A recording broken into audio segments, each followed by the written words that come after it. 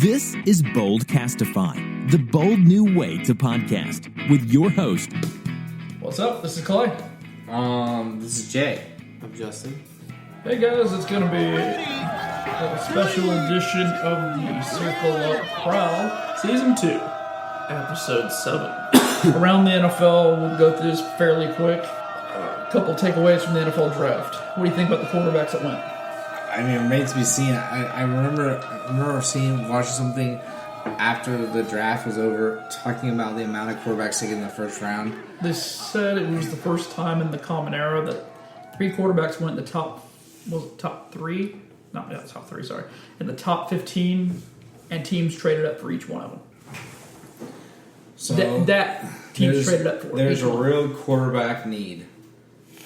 If The quarterback what do we always say? is real all the time. There's always a thirst. There's always a strong people will thirst. take. And then you look at like the most ready to go day one is Watson, Yes, but but you don't know how well Where's his the game's top going to end? translate. Exactly. Yeah. a proven winner in the college level who is very athletic, doesn't have great ball velocity. No, his Who ball is that? velocity is very questionable. Who am I Reminds me talking of someone about? that went to. Let's see, he won a championship in '96. It does. Yeah, it sounds familiar like It that. reminds me of most of the Gator greats. A little bit more. The Common Era draft. This is the first time no offensive lineman went in the first 15 picks. Actually, first 20. Yeah, Crazy. that offensive line draft, Yeah, and we got one of the best ones. I know. Logically. king of the trash pile. Eagles have taken 3 defensive players in the first round since 2000. Defensive players from the SEC. Leto Shepard Good. and Fletcher Cox. Also good. And Derek Barnett joins that crowd. And soon to be very good. Yes. 2 last bits of information there. Trubisky becomes the 3rd UNC player to be drafted at number 2 overall. The other 2 guys, Lawrence Taylor and Julius Peppers. Do you have any thoughts on Mitch Trubisky insisting to be called Mitchell Trubisky? It's not him. That's his mom. His mom. His mom. He doesn't care. I listened to an interview with it because someone was asking him on Sirius, Yeah. and he's like, "I really don't care. You can call me whatever. It's just my mom. She really wants me to be called Mitchell." Yeah. I'm like, "Wow, that's let your mom come in and run the show, huh?" And this kind of puts things in perspective. You know how everyone talks about he didn't really have that many starts in college, and he got to going. All the hype started going. Mr. Trubisky also becomes the first quarterback selected in the first round with fewer than 15 NCAA starts at the position since Cam Newton in 2011. He only had 13 starts, while Newton had 14 at Auburn. And I feel like Newton's starts at quarterback only halfway counted because he was a running back more than a quarterback. Oh, yeah. He didn't throw near as much. He was so much better as a passer in the NFL than I ever thought he would be. I can definitely agree. Put it this way, as we spoke about before. The fact people were debating Gabbert and Newton. Yeah. Gabbert, yeah. That's still. And that was why. Yeah, oh yeah. Because Gabbert was lighting it up with his arm and Cam was all legs at the time with some arm movement. West Georgia had 2 players drafted. Georgia had 1. Oregon had no one drafted for the first time since 85. How many first round picks the Gators have? 88? Sorry, 8? 8? I thought I said, oh, not first round pick, sorry. Just picks in general. Picks in general, sorry. Well, I think 1 in the first round. Was there only 1? Yeah. I thought it was 2. Florida State did not have 1. No. Because of the expectation of Dalvin, but did not. He slid down to 38? Something like that. And the one that got drafted 40. got drafted pretty dang late too. And last but not least, of around the NFL, Chad Kelly. Mr. Irrelevant. What's the chances of him taking the starting job in Denver in the future? I mean, they said it's an open competition, but I doubt it. Well, I'm not saying like this year. I doubt it's this year. I'm saying like, we'll say hypothetically 18 or 19. Do you see that as a possibility? Well, didn't they just draft a quarterback in like the second round last year? Yeah, they got Paxton Lynch. Yeah, no, never. They're not committed to Paxton Lynch. No. You don't think so? No. Well, they're sure as hell aren't committed to fucking Mr. Irrelevant either. No. So, no. He probably only picked him up as a solid to Jim Kelly. They're really banking on Romo. Yeah. Really think so? Oh yeah. Yeah. Guaranteed. That's not screaming like a hotspot. Or at least to me, screaming like a hotspot, and the fact that they got rid of the useless sack that they call a professional quarterback was to the Texans. That seemed like more of a chance to me than. Well, he actually said it was a better chance that he would go to Houston. Yeah, so I don't know. He got beat up. He got beat out by a decrepit, like, shell of himself, Peyton Manning.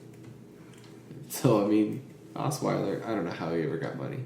Are you guys shocked that Cutler hasn't really garnered any legit interest? A little bit. No. But he's got a personality, and that personality rubs people a long way.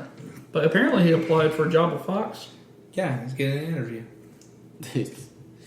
I guess that's... He must have some personality to be on the street this long. Well, to have such an unlikable personality would be a weird choice for him to go for TV. Yeah. So... well, no one's going to be against him then. They're going to hate Fox or they're going to hate ESPN. You know, That's true. That's how that is. I feel.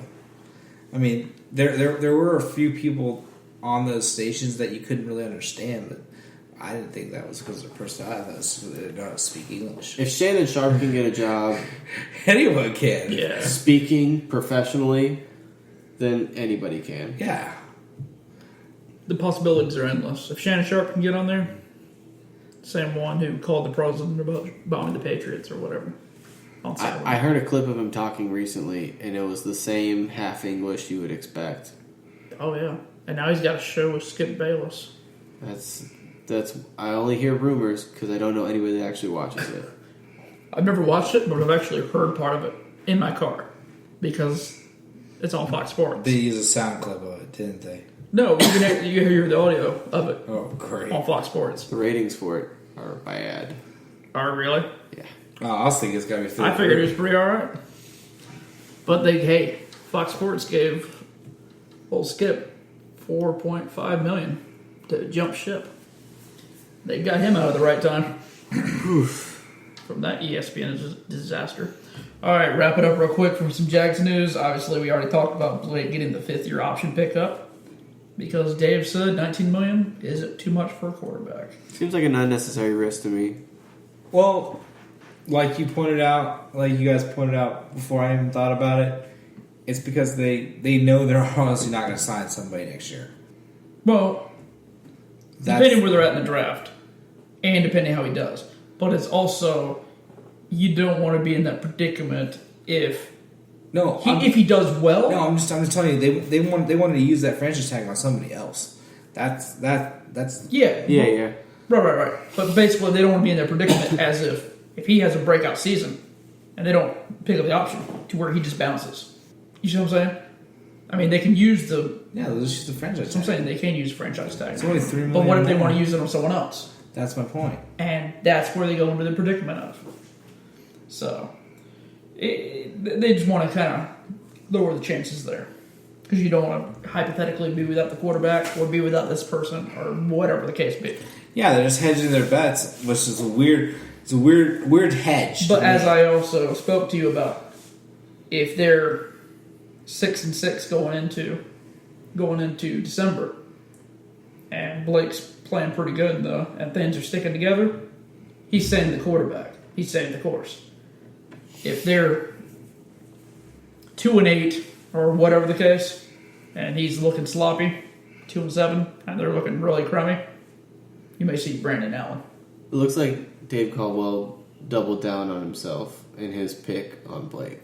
Yeah, that's like he's betting his whole career in Jacksonville on Blake. 100%. That's what it looks like. Yeah. He is, as most general managers are, not all, but most, he is tied to this quarterback because this was his pick, 100% his pick. And he is, as you said, he is locked into it. As you recall, nobody knew he was making that pick except for him. which is weird. Yeah. Why did nobody else in the building know? It's very weird. Shouldn't the organization be like on the same page? I don't know. A little bit of free agency pieces. We had Aaron Williams in the building. Yesterday, 2 days ago. Yeah. He came in. They took him out to dinner. He's also the same one who tweeted that he had lost all respect for Doug Marrone after he opted out of the contract. Small world. Yeah, but hey, he's coming for a job. Gary Barnage maybe sliding down for an interview. Yeah, after Cinco de Mayo, which gives me mad respect because he knows he's going to get all sloppy. Yeah. He doesn't want to get sloppy in Duval. And last but not least, what do you think about Victor Cruz making a request to Tom Coughlin? It's a non-story. What do you think about Hunter Dimmick coming here in undrafted free agency? Now that's a sexy story. Victor Cruz is Very 2013 for you. He's just a guy trying to stay relevant before he retires. Hunter Dimmick, though. That is deadly. Hunter Dimmick. Didn't he lead college football? Yeah. In pressures? Yes. Well, Utah, right? Yeah. Yeah. It's amazing he went undrafted. He's a bull rusher. Yes, he is. Even if that's all he is, whatever. He's a good bull rusher. He has a potential to be our diamond in the rough this year. I think he makes the roster for sure. The 50-30 or the practice? 53. I think he could make the 53. Nice. It's a bold statement. It's a bold prediction, but... Well, you rotate so many dudes, there'll be a spot for him. Yeah.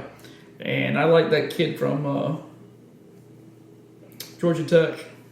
I don't know if he's going to make the roster, but he's got a lot of spunk to him. Yeah, there's some fun undrafted guys. We'll see what happens. Well, there's definitely a few spots that are pretty much a lock to make the roster at this point, unless we sign another player or two. It's like someone at safety because I think you only got 3 safeties on the roster that everyone knows about. We've got a couple hidden. Like Peyton Thompson's going to make the roster before an undrafted guy, I think. So you got Sample, you got Gibson, you got Barry Church, you got Peyton Thompson. Those are your safeties. You got primary. Peyton Thompson was here. Backup. I forgot Peyton Thompson was here too. He's still around. Hides out in the background. Where's he going to go? Okay, you have to unlock him, see where character. Up, down, left, right, select. And then linebacker, we were discussing this before we got on the show tonight. What after we trade pause, who do you got strong side? Armbruster or whatever his name is, the other white guy. You got to be ready. Yeah. Because somebody throws like a first round pick. Trade a second round pick at you. And, yeah, well. Man, you get a first round pick, I'll make the call myself. Del Rio said that they hadn't done enough to address the middle linebacker spot now in Oakland or Vegas, wherever you want to call it. They're in Oakland currently.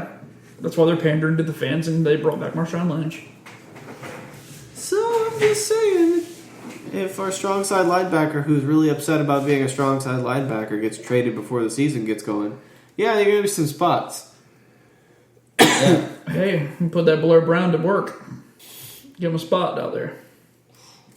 Yeah, I don't think that'll be great. He's a little small for weak side. He's definitely too small for strong side. But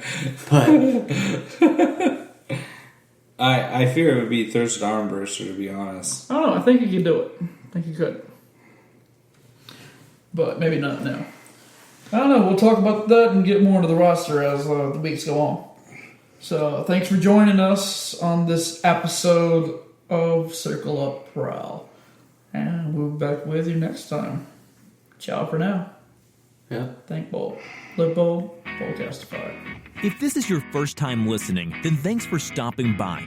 This has been a Boldcastify production and is produced just for the people of Duval and beyond. Also, show notes and upload dates are found at boldcastify.com. Come back often and feel free to add the podcast to your favorites on Spreaker, SoundCloud, and YouTube. You can also follow us on Facebook, Instagram, Twitter, Periscope, and Snapchat at Boldcastify. All links are on social media. Think bold. Speak bold. Live bold. Boldcastify.